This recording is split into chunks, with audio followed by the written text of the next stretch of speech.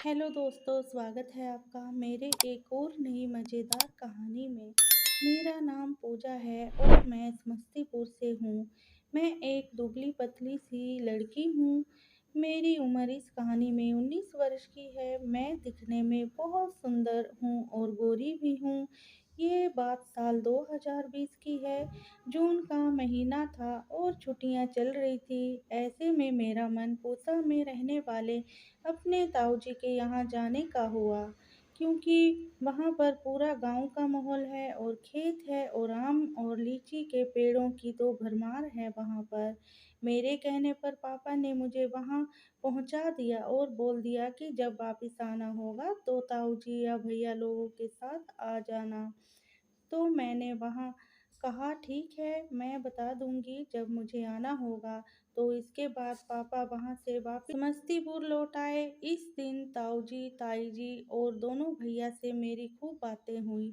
बहुत अच्छा लग रहा था ऐसे माहौल में। इसके बाद शाम को दोनों भैया और मैं खेत में घूमने गए। वहाँ से मैंने कुछ आम तोड़े, कुछ को सभी ने मिलकर वहीं बैठकर खाया। इसके बाद रोहित भैया ने मुझे पोखर भी दिखाया जो मैंने नहीं देखा था। उन्होंने बताया कि इसको ताऊ जी ने मछली पालने के लिए बनवाया था, पर अब ऐसे ही पड़ा हुआ है वो पोखर। उसमें छोटा ताऊ सा जी ने ही था। उतरने चढ़ने के लिए पक्के सीढ़ियों बनवा रखी थी। मैंने तो नीचे उतरकर पोखर को पास से जाकर देखा, एकदम साफ पानी था उसका। तब भैया ने बताया कि अभी के गर्मी के समय इसमें नहाने में बड़ा मजा आता है।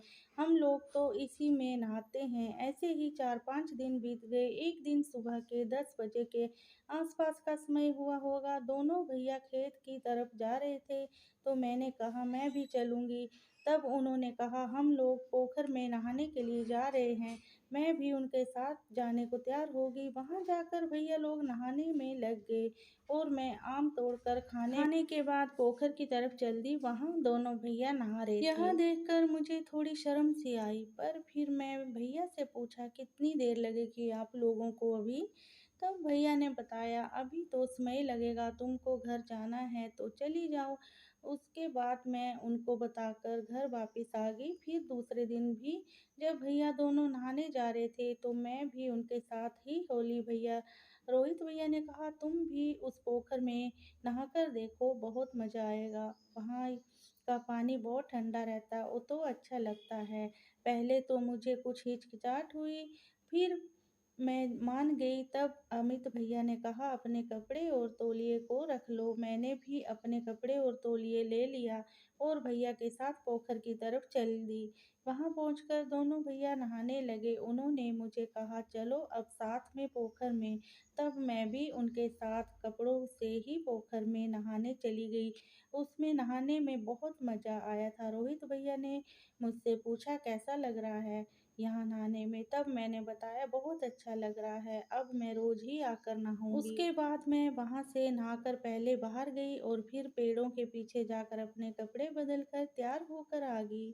कुछ देर बाद भैया लोग भी नहाकर आ गए और उन्होंने भी अपने कपड़े पहने और फिर हम सब वापस घर आए। ऐसे ही कुछ दिनों तक चलता रहा और एक दिन वैसे ही हम सब नहाने को निकले। तब अमित भैया ने मुझे कहा क्या पूजा, तुम तो वहाँ घर में नहाती हो और उसमें उतना मज़ा नहीं आया होगा।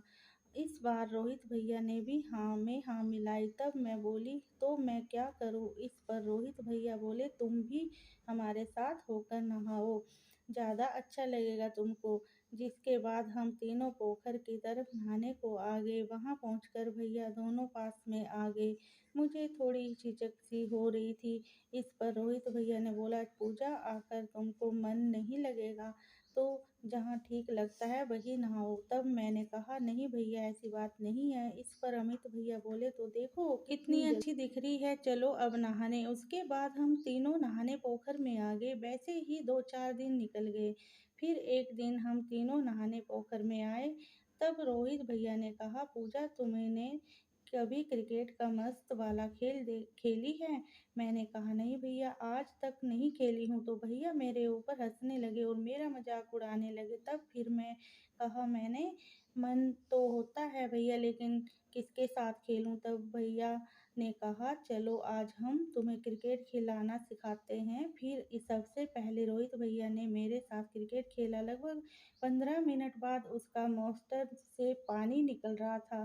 फिर अमित भैया ने मेरे साथ क्रिकेट का मस्त वाला खेल खेलना शुरू किया, लेकिन अमित भैया की बहुत बल्ला बहुत मैं ही उसको मजबूत आउट था। नहीं कर पा रही थी, क्योंकि वो बहुत जोर जोर से बल्लेबाजी कर रहे थे। फिर लगभग 1 घंटा बाद अमित भैया आउट हो गए और मुझे भी उसी समय आराम मिला। अमित भैया ने तो मेरा पसीना निकाल दिया, बाप रे बाप। उसके बाद हम तीनों खूब नहाए और कपड़े पहनकर वापस आ गए। घर आकर सभी ने खाना खाया और आराम करने अपने अपने कमरे में चले गए। शाम में सभी के साथ में मिलकर नाश्ता किया और साथ में ढेर सारी बातें की। उसके बाद रात को खाने के बाद रोहित भैया ने अपने पापा से कहा, आज रात को पूजा को छत पर सुलाते हैं। वे ऐसे कभी खुली छत पर नहीं सोई होगी तो उसको अच्छा लगेगा। इस पर अंकल मान गए और बोले, इस पर उसको अकेले मत सोने देना, तुम लोग भी अपना बिस्तर ऊपर लगा लें।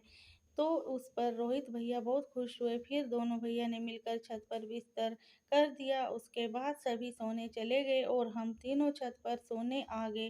बिस्तर पर लेटकर दोनों भैया ने मेरे साथ कुछ देर तक सुबह वाली खेल पर बातें की और बताया कि मेरे साथ खेलकर उन दोनों को कितना मज़ा आया। उसके बाद फिर से दोनों भैया मेरे पास आ गए और मेरे साथ खेलने लगे। देखते देखते दोनों ने मिलकर मुझे फिर से नानी याद दिला दी।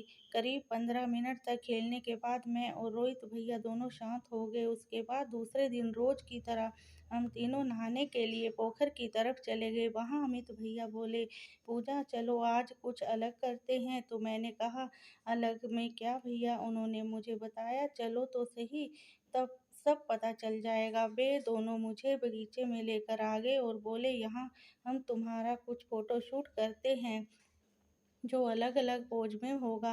पोज हम बताएंगे कैसे और क्या देना है, बस तुम वैसी करती जाना जैसा हम बोलेंगे। इस पर भी मैं तैयार हो गई। उसके बाद अमित भैया ने मुझे सीधी खड़ी होने को कहा, मेरा एक फ़ोटो खींच लिया। फिर मैं मुझसे बोले, दुपट्टा हटाकर अपने हाथ में ले लो।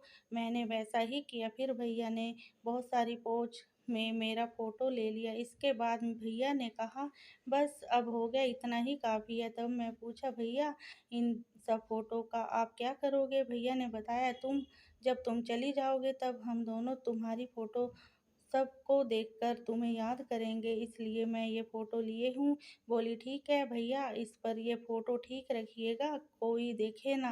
उन्होंने कहा, इसको लॉक लगा कर संभाल कर रखेंगे, कोई नहीं देख पाएगा। इसके बाद फिर हम तीनों नहाने के लिए पोखर में आ गए और रोज़ की तरह क्रिकेट का मस्त वाला